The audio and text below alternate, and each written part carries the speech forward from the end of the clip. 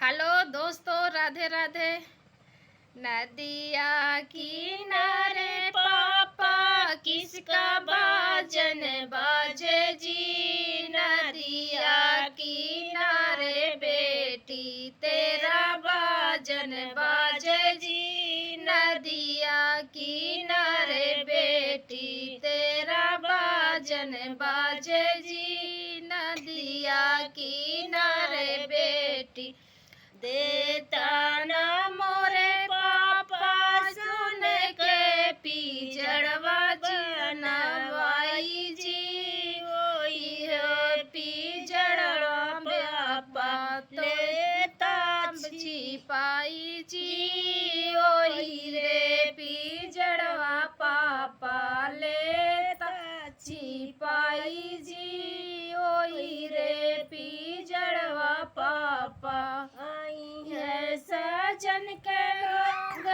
तोड़ी है पीजड़वा जी। तोड़ी के पीजड़वा बेटी डोली में बैठाई जी। तोड़ी के पीजड़वा बेटी डोली में बैठाई जी। तोड़ी के पीजड़वा बेटी नदिया किनारे चाचा किसका बाजन बाजे जी। नदिया किनारे बेटी तेरा बाजन बाजे जी। नदिया किनारे बेटी तेरा बाजन बाजे जी। नदिया किनारे बेटी दे मोरे चाचा सोने के पीजड़वा जनवाई जी। ओई ओए पीजड़वा चाचा लेता छिपाई जी।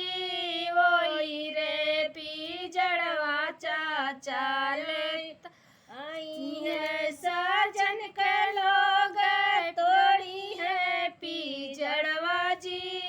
तोड़ी के पीजड़वा बेटी डोली में बैठाई जी। तोड़ी के पीजड़वा बेटी डोली में बैठाई जी। तोड़ी के पीजड़वा बेटी नदिया किनारे भैया किसका बाजन बाजे जी। नदिया किनारे बहिन तेरा बाजन बाजे जी।